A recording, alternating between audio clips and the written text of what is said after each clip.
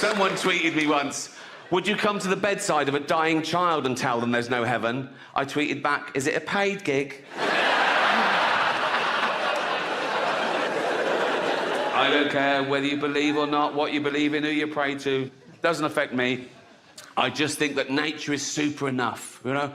I don't think we need angels and unicorns. We've got the fucking octopus. That actually exists. 8 legs, 9 brains, 3 hearts and a beak. Make your fucking mind up. What are you doing? The duck-billed platypus, a monotreme. When scientists first found that, they thought it was a hoax because it produces eggs and milk. It could make its own custard. It doesn't, but it could. It could. It definitely could. I do work out a bit. I actually joined a gym. Literally on my road, I discovered. I've got a gym in my house. I got bored with that. But I thought, if I join a gym, if I pay in advance, like pay a year in advance, right, then I'll try and get value for money and that'll make me go. Then I remembered, oh, I'm fucking rich. You know what I mean? I could join a different gym every day for a laugh. Just go along and go, there's £2,000. They go, see you tomorrow. I go, you'll never see me again. This is a tweet I got from someone. It was all in capitals, which excited me. That's the sign of Twitter madness, mixed with anger. It's great. Your science won't help you when Satan is raping your British ass. And he's got a point. Because if I die and I find myself in hell being raped by Satan, science has pretty much let me down. But it's this last line that he just throws away, makes this the best tweet I've ever received. Your science won't help you when Satan is raping your British ass.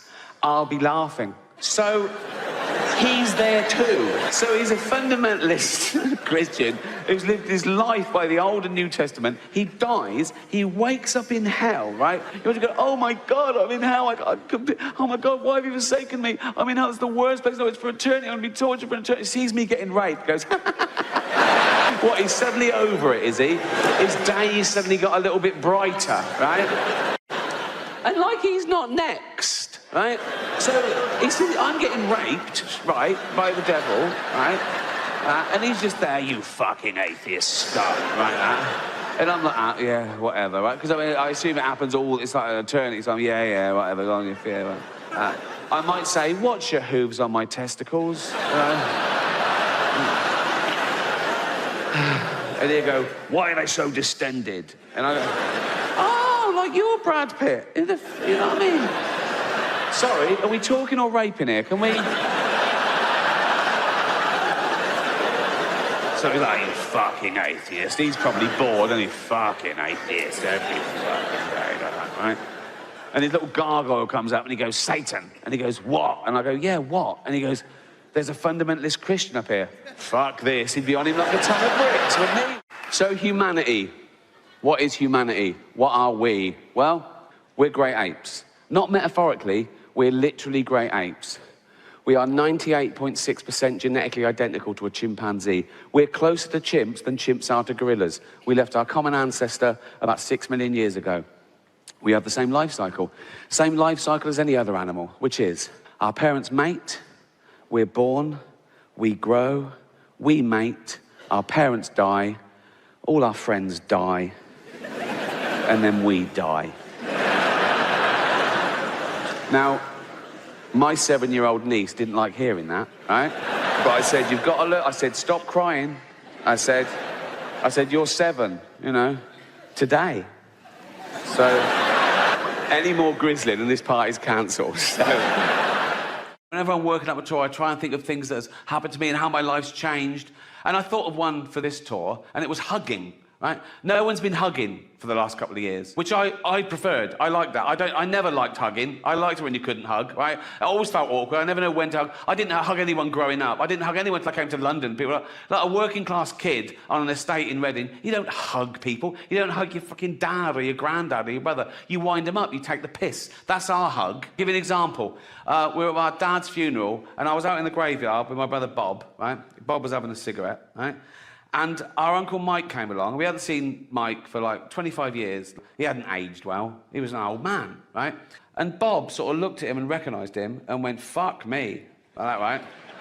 And then Bob looked around the graveyard and went, is there any point you going home? And Uncle Mike laughed and went, always nice to see you, Bobby, like that. And that was their hug. Do you know what I mean? When I left school, my best mate was a bloke called Mark, right? We did everything together. And we took a year out before we went to college to earn money to get pissed, really. And we did. It was the best summer ever. But then something happened. His grandmother died, and he lived with her, so it was a big deal. And he went to the funeral, and the first place he came after the funeral was my house. He sat down in his little black suit, and it was just quite... I didn't know what to say. No hugging, right? So I just went, how was it? He went, it was awful. He said, she was cremated, and we all went outside to watch the smoke go up, and the wind changed, and it all blew in our faces, right? And I went, what, in your mouth? And he went, yeah. I went, I took a chance. I said, did it taste bitter? And he went, yeah. I went, that was her clitoris. And Mark just went, fucking hell, Rick. All right. And then he started laughing. And we both, and that was our hug. Do you know what I mean? Why doesn't God kill Satan? That's what I'd ask him. If I was wrong and I met God and I go, oh, you do exist. He'd go, yeah. I go, well, in which case, I've got a few fucking questions, mate. In fact, the first one would be, why did you make chocolate kill dogs? What's mental? Also, if you hate homosexuality so much, why did you put the male G-spot up the arse? What is wrong with you? Then I'd say, why don't you kill Satan? And he'd go, what? I go, why don't you kill Satan? If he does all the bad stuff and you do all the good stuff, yeah, and you want good stuff, yes, yeah. I mean, you do want, yes, yeah. And you could kill him, couldn't you, if you wanted? Yes, because you can do anything easy, yeah. Why don't you kill him then? Because... Shut up.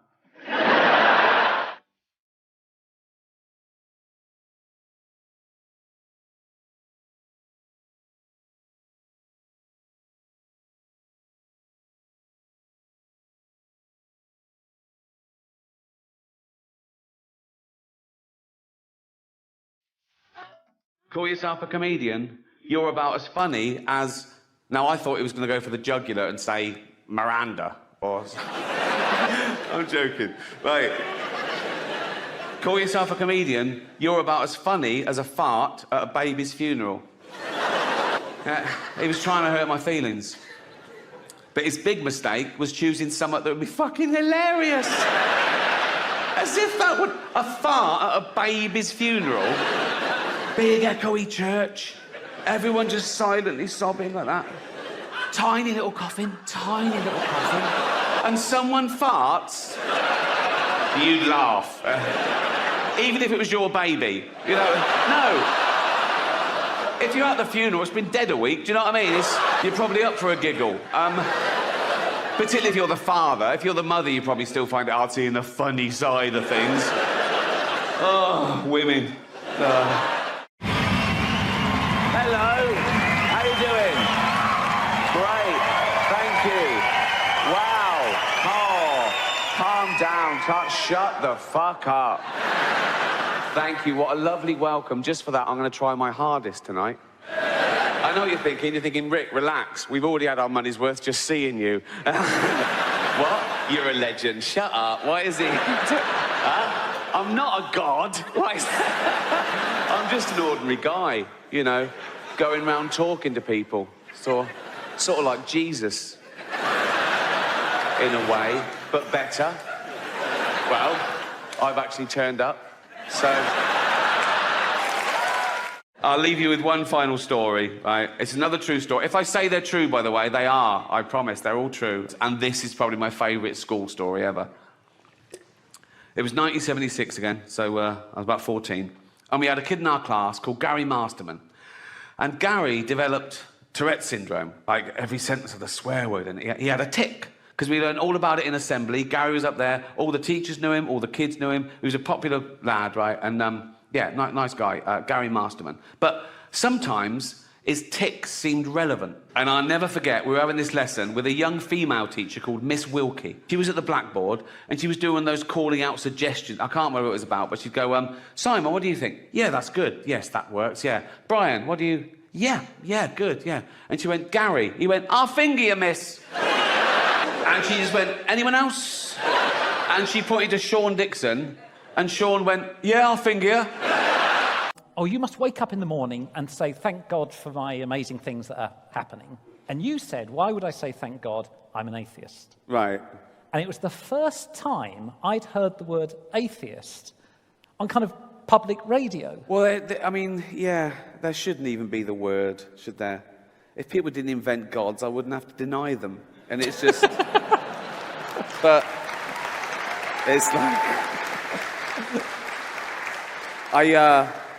I was told when I sort of started breaking America to not mention I was an atheist. Really? Oh, 'cause first thing I did. On every first thing I did. Why? What am I going to lose? Imagine not doing something because people hate you because of what you are. That's you know, that's my only thing I've got. I'm a white, rich, middle-class man, but at least I'm hated for being an atheist. Do you know what I mean? And, I'm oppressed. I'm oppressed in 13 countries I'd never go to anyway. Have you seen a change in your, of the last, I don't know, that's 20 years or so, about how atheism is perceived? Well, I mean, you sort of do it... there's part of me that does it because I think I should, that there is someone being persecuted now that might, you know... I can't change the world, but what I mean, maybe someone in a Western world that thinks they shouldn't come out because it's a bad thing. Because it's still a bad thing in Western society. In America, they took a vote, America, right? Probably that big bit in the middle of America, but we were voted least trustworthy group, joint bottom with rapists. So there's still a thing about, I better not say I'm an atheist, it'll annoy my mum or dad or granddad or school. There's still that. So you do that. Some of it I do it as an intellectual pursuit, because someone asks me a question, I'd rather give the right answer than the wrong answer. I'd rather tell the truth than lie, because it's easier, you know. I think the big thing, people think I run into churches and go, it's all fucking bollocks. I don't care. You know, I don't... But if I'm asked if I believe in God, I'll say no. I mean, you know, the tricky one is I did a film called The Invention of Lying, where I did a scene where thank you, 7 people saw that film, where my mother in that is dying, and it's because I'm the only person in the society who can lie. She says, I don't want to go to nothingness, and I go, there's not nothingness. It's a beautiful place you go, and you're young again, and I invent heaven, right? And that comes from the fact that when my mum was dying, I did face a dilemma. If she'd have said, do you think there's a God? That's a personal thing, and that's you know. So I just try and be honest, really. And the other thing is, if someone else's kid, 5-year-old, asks me, do I believe in God? I sort of think, what should I say here? And I say, well, I don't, but a lot of people do. What do you think? You know, I try and... there's still a level of diploma. It's not always my place. You know what I mean? Mm. I don't... you know, my house, my rules. If someone asks me something on Twitter, I tell them the truth. It's, you know... And there's also this strange thing that I get from faithful people. Why don't you believe in God? Well, that's a very strange question. Why don't you believe in God? Well, you came up with it. Why would I? As to saying I don't know, well, if you're agnostic about God in all his glory and in all his impossibility, you've got to be the same about Santa. You have got to say I don't know. I want to say to an agnostic, what's your best guess there? Go on, have a punt. In fact, I don't ask agnostic. I don't say to agnostics, is there a God? I say, do you believe in God? Now, you can't say I don't know to that question, because if you say I don't know, you're an idiot. What you don't know if you believe or not.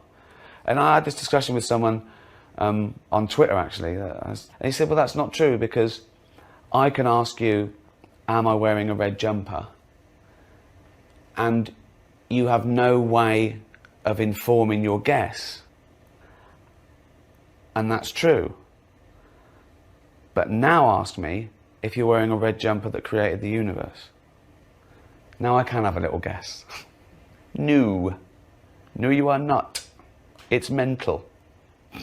Well, also for you, because anyone who follows you on Twitter, and you have a huge following, they'll know that you are a pathological atheist, and therefore the thought of death is very final for you. And for me, as a good Irish Catholic boy, it's the start of something new and glorious. For you, that's it.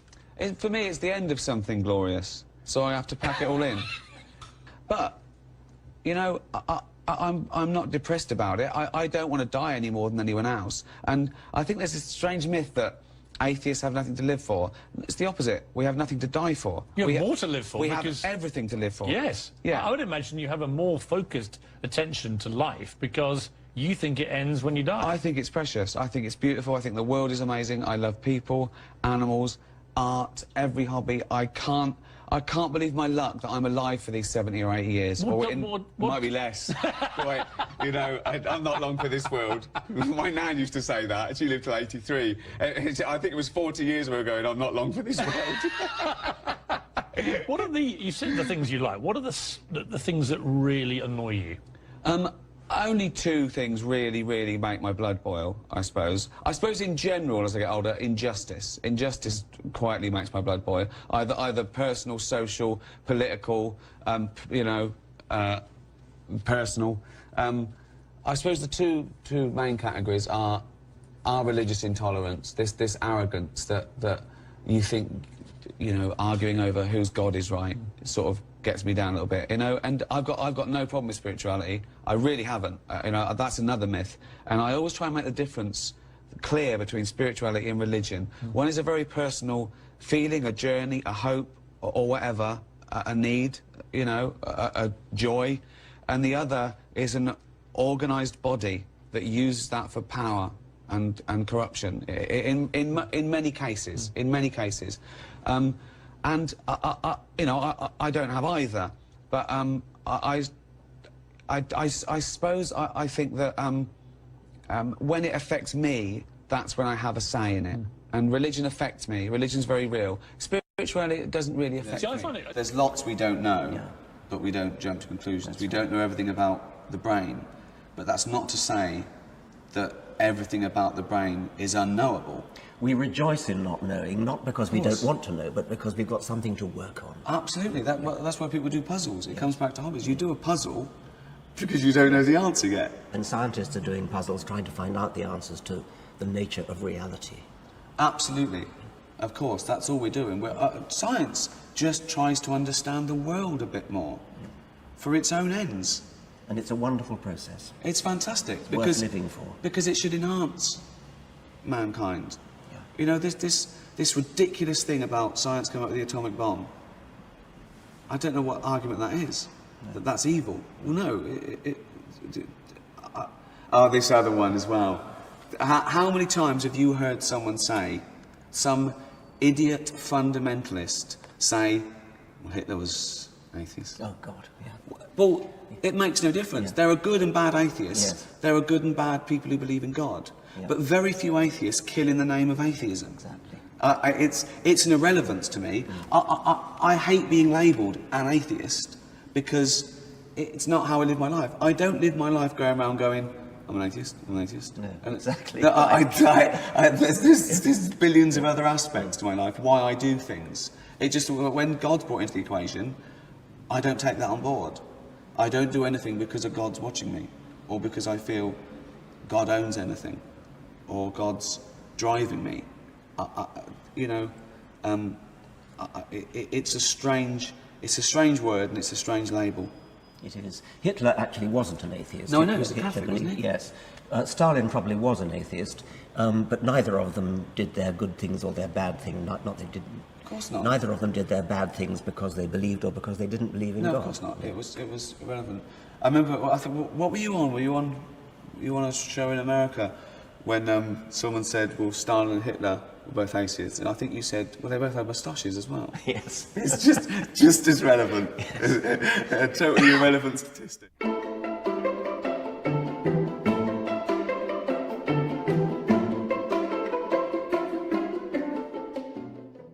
Yeah, in the greater scheme of things, there are probably worse things than people believing in all the different gods. It doesn't affect me because I'm free and liberated and safe. But yeah, you can still be annoyed. It's ignorance that annoys me more than anything. Whatever it is, it's not. I don't want to keep going after religion because that's only one form of this belligerent, willful. And it's not even that. It's you can't sort of help what you believe in. Most people aren't going around thinking this will annoy people or I'm trying to oppress people's rights. They just think, I believe in God because that's how my brain worked when I was little, and now I think, yeah, there's probably a God. And most religious people aren't crazy. It's something else. Again, it's something, you know. We worry about the people who believe the bad bits in their holy book as well as the good bits. Most nice people who believe in God, they can tell the difference. They know the nice bits, they cherry pick and they know the nice bits from the bad bits. They don't do the bad bits.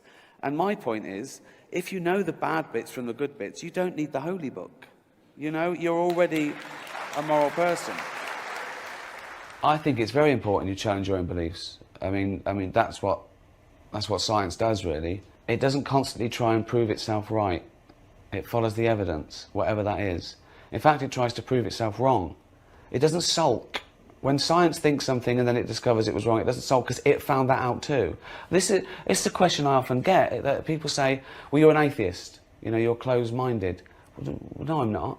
You know, that's a strange thing to say. I think the opposite is true. I'm going to always follow the evidence, whatever that is. And they say things like, if someone proved to you God existed, would you believe? Well, of course I would, by definition. In fact, it would be the greatest scientific discovery of all time. Scientists would celebrate. They'd run round. At the moment, we have no evidence for the existence of any God or anything supernatural. Never have. Possibly never will. But who knows?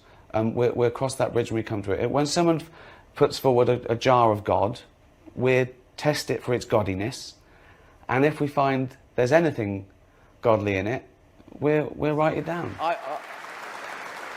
I think that's really important, and it comes back to the point we made earlier about ideas not having human rights. Because I think people think when we criticise religion, we're criticising people who are religious, which couldn't be further from the truth, because we think they're victims too. Absolutely. You I mean, know. the word Islamophobia is all about that. Yeah. People think that if you criticize Islam, you're criticizing Muslims. Quite the contrary, they're the primary victims of Islam. Well, Well, this is the other thing, that sometimes I say to Christians, why do you believe in that God? And they say, well, it's the only God to believe in. I went, you know, but if you were born in Delhi, you wouldn't believe in that God, probably. If you were born in ancient Rome, you certainly wouldn't believe in that God. You know, but it is a thing there that they... Yes, you believe in the God of your parents and your grandparents. Most people do. I think so, yeah. I mean, you know, there's conversions, and there are many people that seek one. I don't know, they window shop. They go, what can you do for me? What do I have to do? Forget it. What do you do? I can still smoke and drink? I'll have that one. You know, of course. Yeah. There are people who say, well, I was on a quest and I tried Buddhism and it was all right, but I thought maybe I'd try again, so I tried Hinduism. I know, yeah. Well, which one spoke to you? Yes. Yeah, I know. And it should be irrelevant, but it isn't, because it does infringe on people's liberties. Certainly religion, not spirituality. You know, someone believing in God, that's fine. Harmless. Absolutely, doesn't bother me at all. Religion isn't harmless. It's when your God starts telling you that you should kill homosexuals, and Exactly. know, that's when it's not harmless anymore.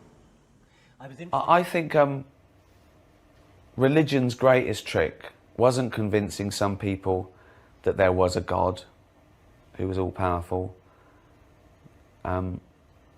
It was convincing everyone else that you couldn't ridicule that idea. It's when you get them. I think there'd be more atheists and less faithful if you weren't allowed to teach anything, you weren't allowed to mention any gods or any beliefs or atheism, right, until they were 20. I think we'd see a different pattern. The human brain, when it's young, is a sponge. It has to be. It has to take in all the information. It has to trust its parents, its elders, to survive. Without question, don't touch the fire. Why not? Don't go near don't go near the wolf. Don't touch that spider with a red dot. Don't touch that. Why not? Just don't. There is a God. What? There is a God. And if you're bad, you go to hell. Okay? And if that's constantly confirmed, like all the other things, wolves eat you, black widows kill you, fires burn you, if it's given that same level of credence and truth, you're never going to get over it. It's going to be a lot harder to undo that. I think the myths came up, maybe, you know, often as a stopgap to knowledge until we find out more. You know, the earth is flat, and no, we've proved now, okay, the earth's not flat, we were wrong, okay? But that's not personal. You don't take that personally. It doesn't affect you. It doesn't affect your afterlife, you know? And so they often want to hold on to that, right? But only because of the way they've been conditioned.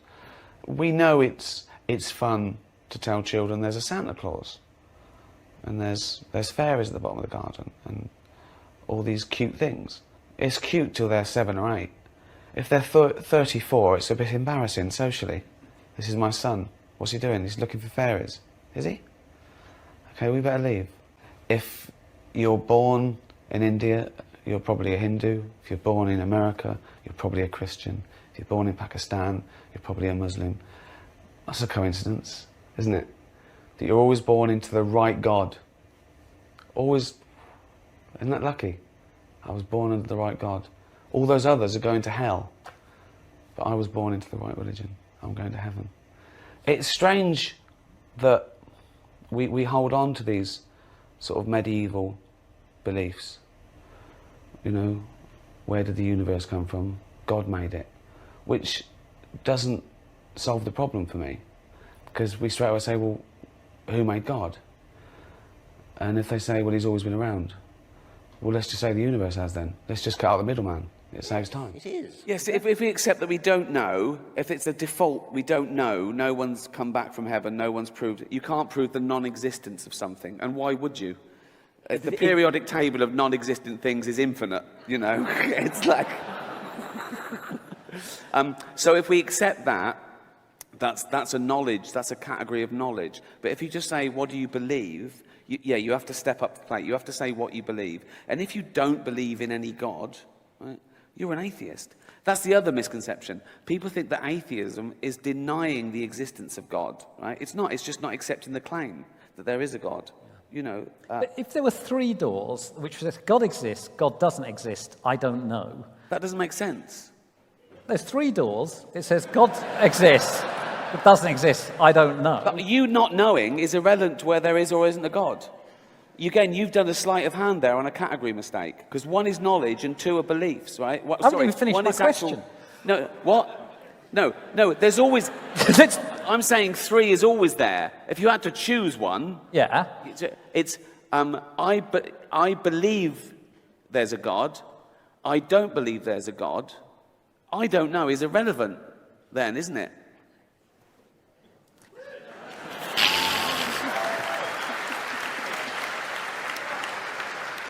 I think they have to lump us in with, you know, agnostics, which I keep trying to explain that on Twitter, that they're not mutually exclusive. You know, one deals with knowledge, one deals with belief. And so, you know, people say on Twitter to me, they go, it's illogical to be an atheist, you should be agnostic. And I say, well, I am as well. You know. Don't agnostics get on your nerves a bit? Well,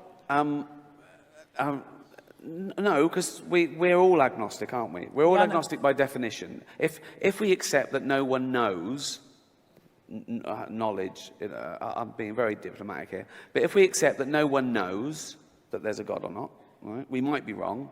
We're 99% sure, you know. But let's say we don't know. We're all agnostic. So take it out of it doesn't matter. Now we ask about belief. What do you believe? What's your best bet? But when someone says they're agnostic, isn't it sort of tempting to go, why don't you just think about it a bit more then? Because it... Well, I just think that there's a yes, but there's a category mistake. Some people do it because they don't want to say they believe in God, you know. But if you shouldn't ask an agnostic if there's a God or not. You should ask them, do you believe there's a God or not? Because then they can't say I don't know, because that doesn't make sense. What do you mean? You don't know whether you believe or not, right? You know, so And that's right.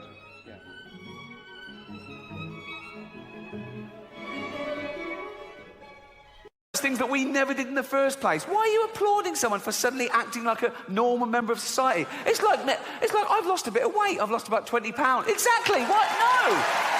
No. You're basically applauding me for only eating as much as I need now. I should have always been doing that. I got fat because I was a greedy, lazy bastard. There's no other explanation. And I needed people that they come to me now and they go, well done, you look great. But they weren't telling me I looked terrible. They're basically saying I look terrible. No one told me at the time. It was really taboo. I needed waiters to come over and go, fuck off, you've had enough, right? And I've been criticised in the past for having a go at fat people. I've never had a go at fat people. I've only ever pointed out the fact that you get fat if you take in more calories than you burn off. That's simple science. I don't judge them in any other aspect of their life, but that's what happens. You get fat if you take in more calories than you burn off, okay? And that's indisputable, okay? Now, the thing is, people think I'm having a go. I'm not, because I don't judge them. If I see a fat person, I don't make assumptions about him other than how they got fat. And, this is the other thing, wait, right? Not only is that what makes you fat, people know that's what's making them fat. No one got fat behind their own back. No one and went, what the fuck's that? Okay? It's not a surprise, it's a gradual process. You have loads of time to back out from this project. Also, no one's sneaking into thin people's apartments and injecting their lettuce with 1 million calories. That doesn't happen, okay? They know what's doing. If you go up to a bloke and he's surrounded by cakes and pies, right? And you go, you know what's making you fat, don't you? He doesn't go, is it all the running? He knows what it... But I don't make judgments, okay, other than how they got fat, okay? If I see a fat person, I don't go, oh, he's fat, therefore he's jolly, right? A lot of them are miserable, aren't they? If I see a fat girl, I don't go, oh, she'd be pretty if she lost weight. That's rarely the case, okay? So don't fall for that, okay? A lot of them started eating because they had fuck all to lose. So, no.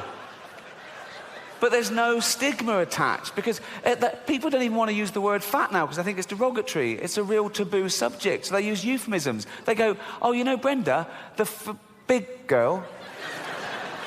What, 7 foot? No. Not to. What does she look like? Brenda, you know, she's the one who's clammy even in winter.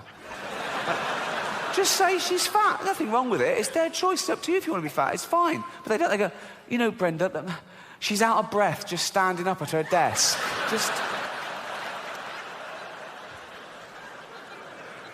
But even though it is their own fault, and it is their own fault, I feel sorry for them, right? No, I do. Particularly fat women, because fat is a feminist issue. Men get fat and we just go, fuck it, all bought and paid for, you know. We don't come under the same constraints of society, whereas women are inundated with images of how you should be, size 0 models, this diet, that diet, look like this, keep your man. And they make such an effort, don't they, fat girls? They've always got lovely hair, aren't they? They're always having their hair. They've all got lovely hair. Always got lovely hair. Always got those lovely false nails, haven't they? They make an effort. Anything but jogging, right? They love high heels, don't they? They think it makes their legs look less... It doesn't. It just... You can just hear them coming now. I don't want any fat people to feel uncomfortable at one of my gigs, so next time, buy 2 seats. I'm joking. I'm joking. Shut up. I'm not having a go. I'm just pointing out, you know...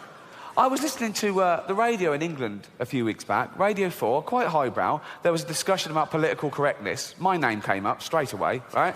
And there was this woman on there going, oh, yeah, well, it's not right. Ricky Gervais, he makes jokes about fat people. He wouldn't make jokes about gay people, would he? And being fat is like being gay. What? No, it's not. What?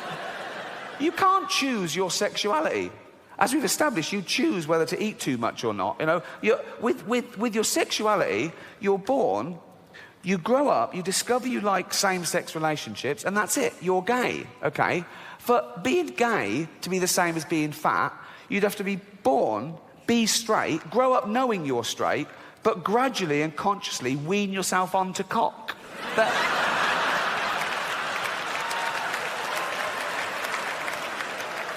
Oh. Happy 16th birthday, son. This is Raoul. Suck his cock. Sorry, father? Suck his cock. 16 now, suck his cock. I'm heterosexual. Oh, with his newfangled words. Suck his cock. Come on. Right. I don't like cock, father. Doesn't like cock. How do you know if you've never tried it? Suck his cock. Suck one cock. Suck... that's not sucking it, that's playing with you. Put it in your mouth. Put it... Look, have a go, you might like it. Oh, it's not so bad, is it? I fucking love these. If that happened, then being gay would be the same as being fat, but it doesn't, so it's not, okay? I was on a plane last year, okay, going from New York to LA, okay, and me and my girlfriend were one side of the plane, there was the aisle, and the other side, there were these two huge fat women, okay? Proper fat. One of them just got on and went, can I have a belt extension? Yeah, of course you can, you've earned it, right? So... proper. In fact, I was thinking of calling the pilot out and going, should one of us swap with one of them? Otherwise, we're just going to Canada. Do you know what I mean? And one of them was even fatter than the other one, okay? And she was there, and she'd got on the plane with one of those takeaway buckets of fast food. Bucket! I mean, there's your first clue. When did that happen? When did fat people just give up? When did they go into a shop and go, oh, fuck it, just treat me like a farmyard animal? Really? Give me it in a bucket. In fact, just strap it to my fucking head, and I'll just... A bucket? Really? You want your meal in a bucket? Yes. Right? So, she's there, and she's chowing down, right? And I swear, she turns to her fat friend and says, this is the best fried chicken I've had all day.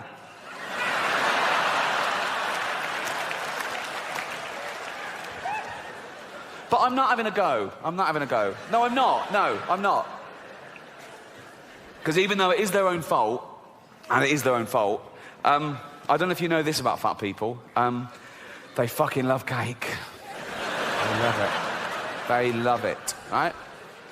And I blame the food industries, because you go into a supermarket and it's just packed with that stuff. Everything's packed with hydrogenated fats and extra calories and sugar and butter and everything, and they love that, okay? And there's always a big door, isn't there, to a supermarket? It's always... they've got a quadruple door, isn't it? No one's ever been too fat to get through the door of a supermarket, okay? And it opens automatically, so they don't have to waste calories pushing anything. There's just... and it's a good job it opens automatically, because usually it's glass and they can see the pie from down the road and they're in like that. Grazing, right? So... I say, keep the big door, keep the big door, sure, keep the big door, come on fat people, come in you go. But when they get in there, it's all fresh fruit and veg. It's all whole grain, it's all stuff that's good for you, okay? Of course they'll be confused at first, they go, well, that's not real food to them. They think Brussels sprouts is packaging, right? They're looking, where's the cakes, where's the cakes? The cakes are over here, but the cakes are through a different door. But this door is human-sized, okay? So now they go, there's the cakes. They go, oh, fuck, I can't get in. I can't get through the fucking door. I can't. And they're starving. I go, oh, God, what's this? I've got to eat some, what's this, a banana?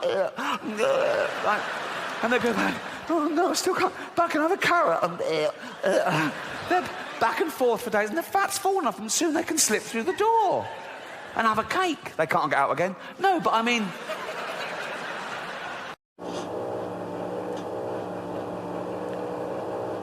We're filming with Ricky Gervais and we're having a problem with the drilling. I wonder if you can... Like that's going to do anything. Okay, You're film. stop. Oh, you're filming with Ricky Gervais. Cut. Stop the drilling. He said the two magic words in Hollywood. Ricky Gervais. Oh, the drilling stopped. Thanks very much. All right.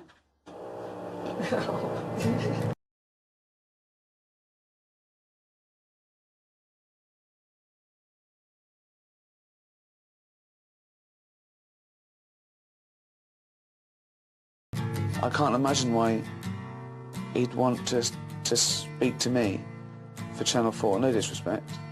I know that he doesn't like interviews, or I think he's quite a grumpy man. You know that he's seen The Office and Extras, don't you? He told me he'd seen it. Yeah, definitely. He's not going to go, oh no, I thought, no. Ah, I thought it was Billy Connolly. Okay, good. The Office has made Ricky Gervais a global comedy star. It's shown in 80 countries, and its DVD sales make it the most successful BBC comedy export of all time. Extras has also gone international. He's the only British comedian to write and star in an episode of The Simpsons and win a Golden Globe. But he's turned down lead roles in Hollywood and multi-million-pound commercial contracts. So how does he cash in on worldwide stardom? He meets his heroes. And I'll have a vanilla, one of the vanilla bullshit things, you know, whatever you want, some vanilla bullshit, latte, kappa thing, you know, whatever you got. Larry David co-created the most successful sitcom in history. Why don't they have salsa on the table? What do you need salsa for? Salsa is now the #1 condiment in America. Do you know why? Because people like to say salsa. Excuse me, do you have any salsa? We need more salsa. Where's the salsa? No salsa. The show, which was written by Larry, regularly got 30 million viewers. Following this huge success, he chose to shun the networks and epic ratings to go to HBO and have complete creative control, writing and starring in his own series, Curb Your Enthusiasm. It's a cafe latte? What is that, milk? Milk. Milk and coffee. Coffee, yeah. Milk and coffee, who would have thought? You know, milk and coffee, oh want. my God, what a drink!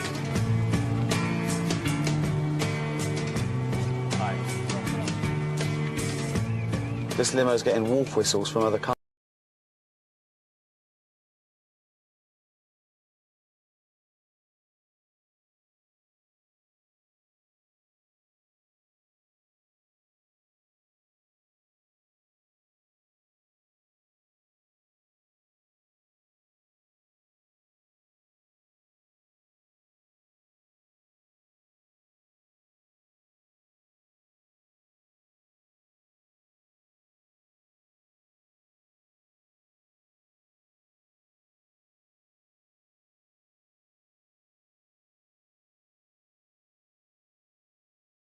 Shaving, by the way. I want to film this. I thought we are filming this. No. I have great shaving techniques. You were going to wait there, and then I was going to bring it in. Oh, sorry, I thought we were rolling. Hi, we're doing another take. We are.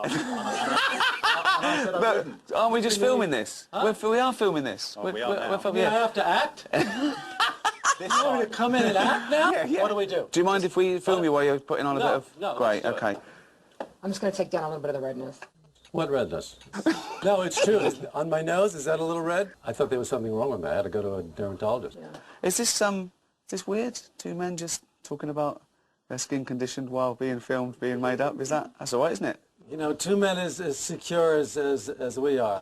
Absolutely. I don't think it's a problem. Maybe we're metrosexual. Are we? What's that? That's a guy who's very involved with creams. and moisturising. Heterosexual, but he takes very good care of himself. But good grooming. He thinks nothing of a Brazilian. And I like to be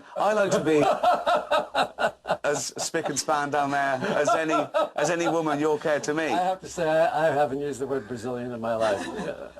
Now, the onus is pretty much on you for most of this, isn't it? You know, you're the interviewer, right? Yeah. So I'm the guy who should be really relaxed about this. Absolutely. I don't want to have to feel like I'm on a date here, right? I'm not on a date. Just because I talked about Brazilians, that was... I wasn't bringing that up to fish for compliments. No, I mean, I know. No. I'm going to give you a little chapstick. What's that? Chapstick for chaplets? No.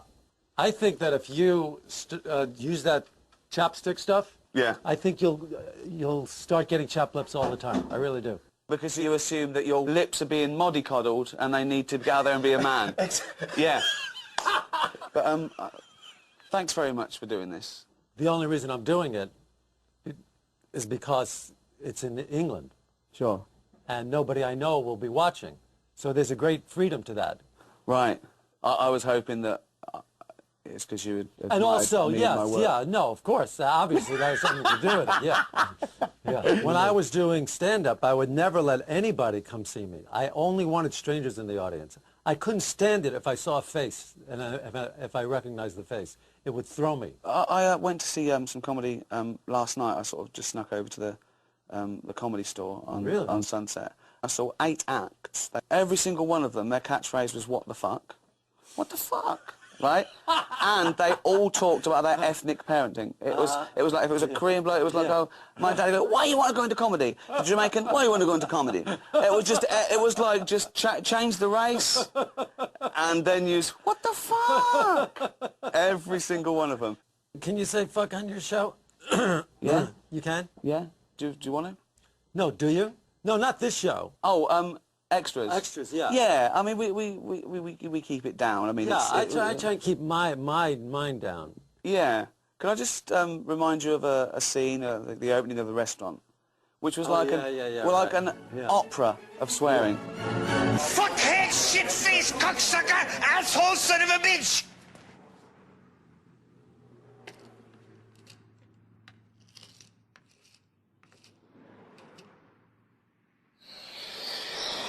Maybe one day I'll get a chance to do something good for somebody like that. Scum-sucking motherfucking whore! Cock! Cock! Chisholm! Grandma! Cock! Bum. Fuck, turd, fart. Cunt, piss, shit, bugger, and balls! Damn it! Hell! Twat! Shit! You goddamn motherfucking bitch! Fuck you, you car wash cunt! Now, car wash cunt is poetry. That's she came up with that item. What do you think about swearing in comedy? I don't like to abuse it at all. I know just from doing stand-up that it's the easiest way to get cheap and easy laughs. I think it can be funny. It definitely makes anything funnier. It does. There's no doubt about it. Once you inject a fuck into your speech, it makes it funnier. It gives it an emphasis, and it gives it a shock. What did you have? I am afraid to say I had an ace high. Ace high? I know, but How could you not go in with an ace high? Oh, you cunt! What a cunt! I can't believe that you didn't go in with that. I just thought that she... What a hand! That's a great hand for this game. Wow. Talking of all you perverts, it was a big year. It was a big year for paedophile movies. Surviving R. Kelly, Leaving Neverland, Two Popes. Shut up. Shut up. I don't care. I don't care. You probably know me as the creator of The Office. No, you don't, do you? You think Steve Carell did it all? Oh, he's brilliant, isn't he, Steve Carell? He's amazing as the bumbling office manager. Where does he get his ideas from?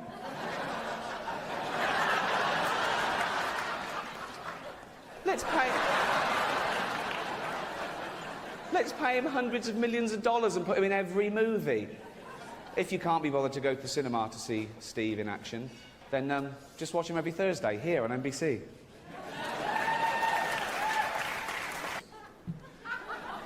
Honestly, I like a drink as much as the next man.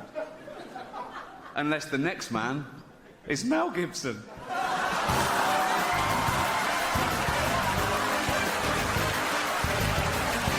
Our first presenter is beautiful, talented, and Jewish, apparently.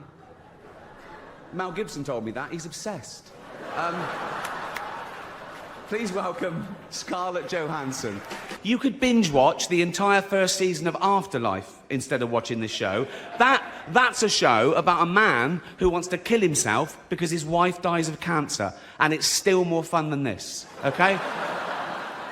Spoiler alert, season 2 is on the way, so in the end, he obviously didn't kill himself. just like Jeffrey Epstein. Shut up. I know he's your friend, but I don't care. Joy and Trainwreck. No, not the names of Charlie Sheen's 2 favourite hookers. The films of our next 2 presenters. They're best friends, by the way. They wanted me to tell you that. And if you forget, they said they'd tweet you and remind. Basically, they come round and shout it through. They're best friends. It's like they've never had a friend before. Please welcome Amy Schumer and Jennifer Lawrence.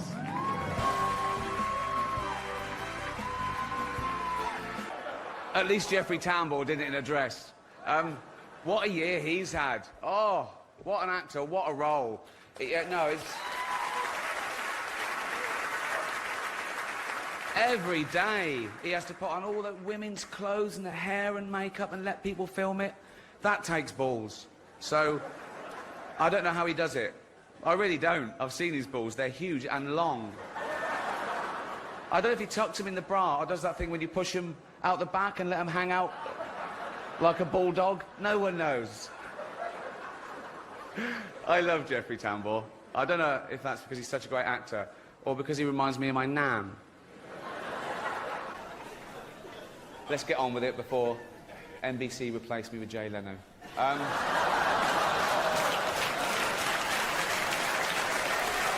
Once upon a time in Hollywood, nearly 3 hours long, Leonardo DiCaprio attended the premiere, and by the end, his date was too old for him. So...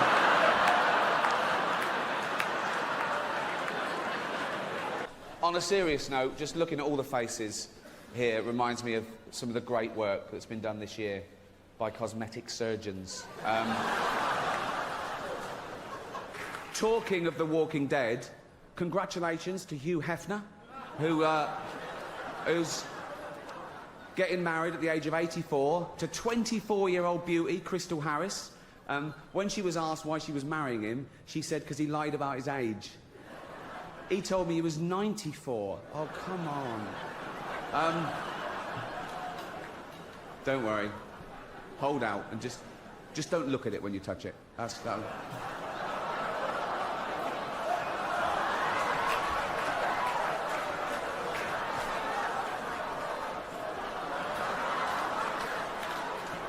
Our next presenters are 2 of the funniest people in America. She stole the show on Saturday Night Live, then went on to create, write and star in her own show, 30 Rock. He was a jobbing actor, career not going that well if I'm being totally honest, who got his big break when I cast him in a remake of a show that I created called The Office. He's now leaving that show and killing a cash cow for both of us. Please welcome the wonderful Tina Fey and the ungrateful Steve Carell.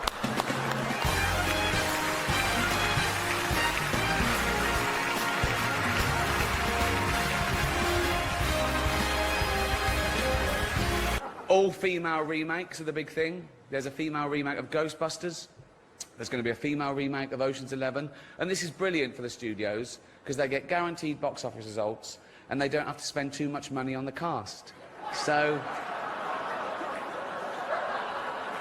Shut up, I don't care. But actors aren't just loved here in Hollywood, they are loved the world over because they're recognisable. You can be anywhere. You could be in the third world, okay, and you get a glimpse of a Hollywood star, and it makes you feel better, okay? You could be a little child, a little Asian child, with no possessions and no money, but you see a picture of Angelina Jolie, and you think, oh, Mummy.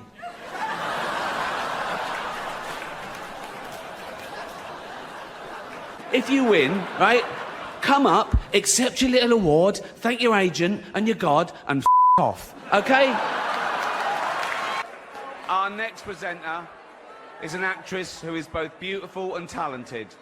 Born in England, she came to America and has taken Hollywood by storm. The star of the nominated movie The Danish Girl, please...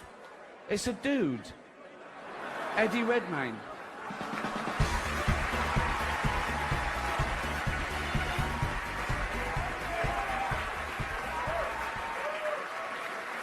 One thing that can't be bought is a Golden Globe. Officially.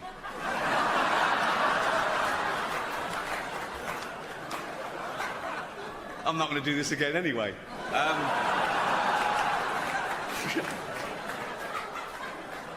But if you were to buy one, the man to see would be Philip Burke.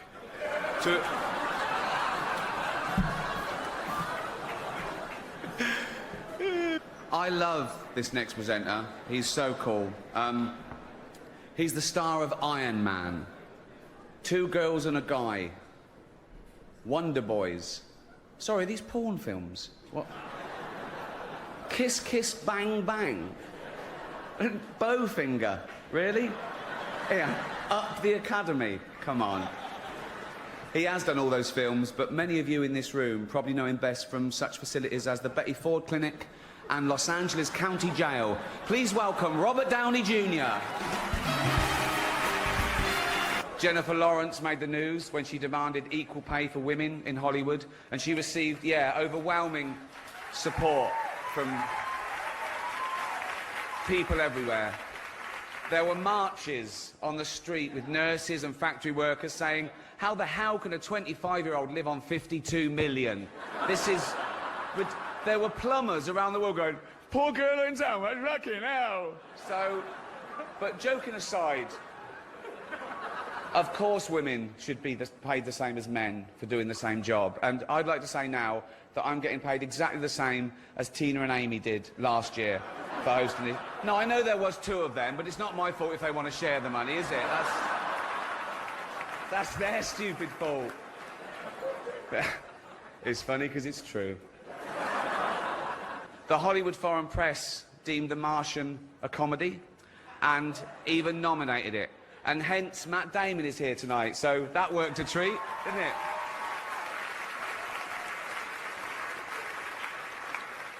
To be fair, The Martian was a lot funnier than Pixels. But then again, so was Schindler's List.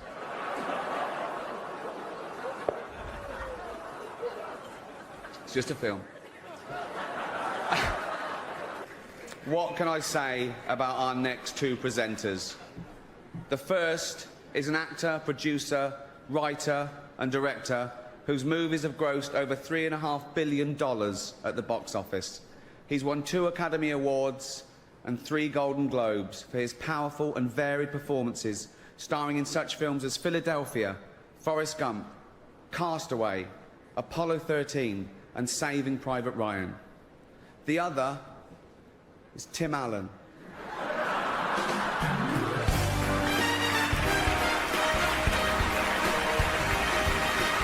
It was a big year for 3D movies. Toy Story, Despicable Me, Tron. Seems like everything this year was 3-dimensional. Except the characters in The Tourist. I feel bad about that joke. No, I'll tell you why. I'm jumping on the bandwagon, because I haven't even seen The Tourist. Who has? But no, it must be good because it's nominated, so shut up, okay? And I'd like to quash this ridiculous rumour going around that the only reason The Tourist was nominated was so the Hollywood Foreign Press could hang out with Johnny Depp and Angelina Jolie. That is rubbish. That is not the only reason. They also accepted bribes. Let's...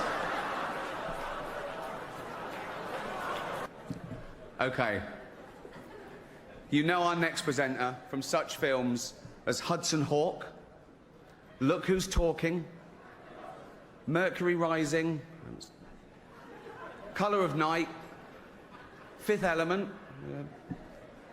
Heart's War. Please welcome Ashton Kutcher's dad, Bruce Willis. There are a lot of big films that didn't get nominated this year. Nothing for Sex and the City 2. No, I was sure the Golden Globe for special effects would go to the team that airbrushed that poster. What? Great job. Girls, we know how old you are. I saw one of you in an episode of Bonanza. Our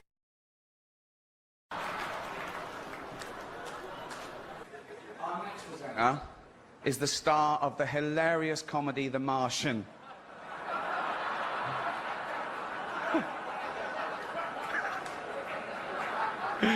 Oh, I nearly died. Right. He's also the only person who Ben Affleck hasn't been unfaithful to. Please welcome Matt Damon.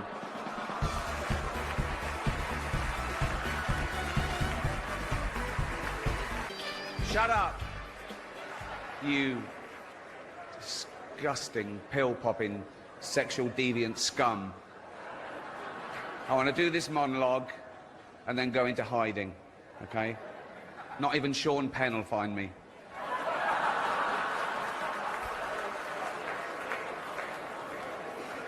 Snitch.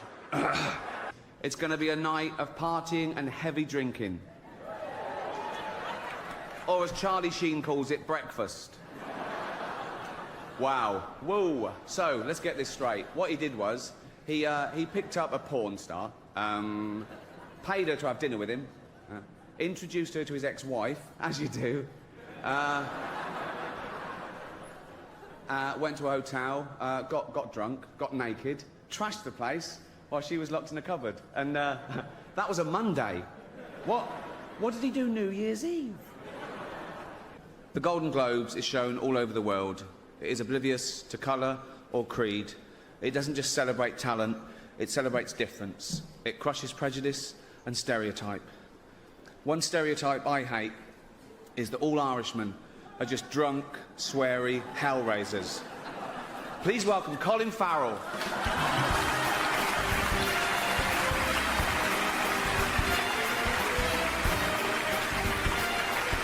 Our next presenters are young and thin, with hair and teeth. They're lovely to look at, which is just as well because they're presenting the award for Best Foreign Language Film, a category that no one in America cares about. Please welcome Olivia Wilde and Robert Pattinson. Also not nominated, I Love You, Philip Morris, Jim Carrey and Ewan McGregor, two heterosexual actors pretending to be gay. So the complete opposite of some famous Scientologists, then. What? Probably. My lawyers helped me with the wording of that joke. They're not here. Okay. When Brad and Angelina see our next two adorable little presenters, they're going to want to adopt them. Please welcome Kevin Hart and Ken Jeong.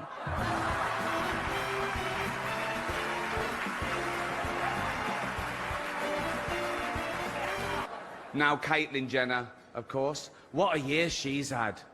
She became a role model for trans people everywhere, showing great bravery in breaking down barriers and destroying stereotypes.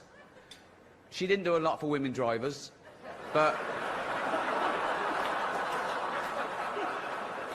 you can't have everything, can you? Not at the same time. One Hollywood publication said that me hosting would mean that some film stars would stay away for fear of being made fun of. As if film stars will stay away from the chance of winning a Golden Globe, particularly if their film company has already paid for it.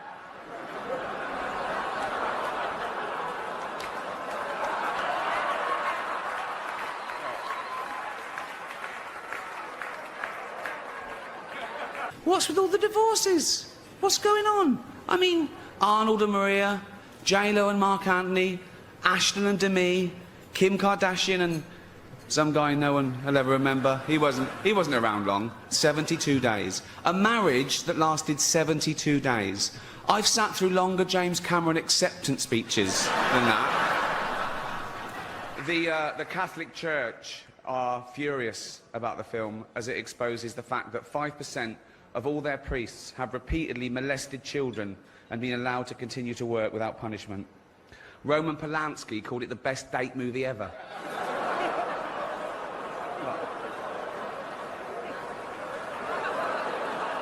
He's considered handsome. Think of that! It's amazing. Rainn Wilson. You probably know me as the creator of The Office. No, you don't, do you? You think Steve Carell did it all? Oh, he's brilliant, isn't he, Steve Carell? He's amazing as the bumbling office manager. Where does he get his ideas from?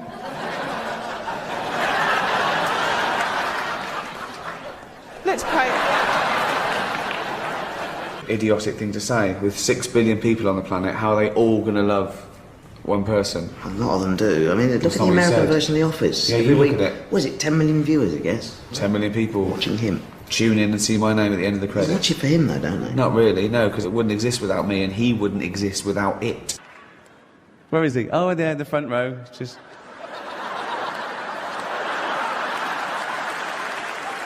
Just in case you have to make a dash for it. Have you got it on you? I've heard you carry it around with you to get in restaurants and stuff. I made you what? Don't look at me. I'm gone off road. Everyone's getting nervous now. There's nothing on the auto cue. I can do anything. This is live.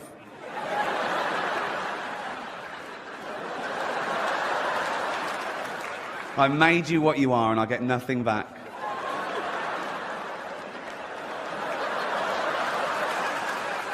Have you even been to see Ghost Town yet? No. I sat through Heaven Almighty. Give me my Emmy. Give me my Emmy. I'll come down there.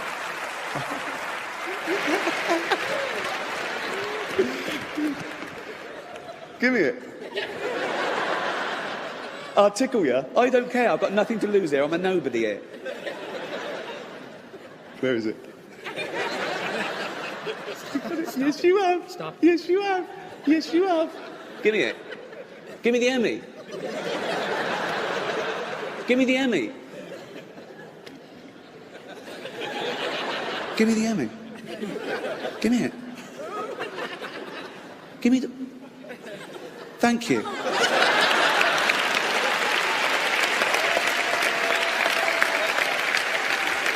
Right. Good. That's settled. Could you do what Ricky does? Oh, not in a million years. Why? No. I think I would just get too skittish. But you could play a Ricky Gervais character. Perhaps, but to actually go in front of people and offend them to their faces. I don't think I necessarily... It doesn't mean that I'm a better person. It just means that I certainly don't have that kind of guts. It's funny, he always makes fun of me, always. And he's also, you know, in a personal way, been very, very sweet to me. Like, before one of these award shows, he pulled me aside and said, hey, I've got a few things that I wanted to go after you with. Is that okay? And I'm like, of course. So there is a side, there is a gentler side to him that people don't necessarily see.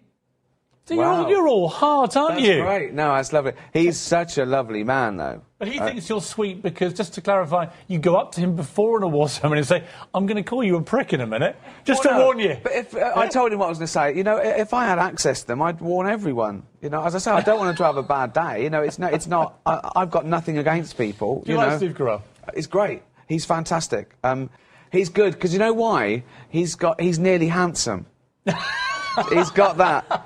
He's like Bob Hope. If you look at him, he's chiselled, he's great, but he's got something. He's got beady eyes. He's good. I like him. That was a compliment, by the way. He's very handsome. I mean, he's comedically handsome. He's not imposing. He's not bland. He's Why are we going on about how good-looking Steve Carell is? What am I? Chopped liver?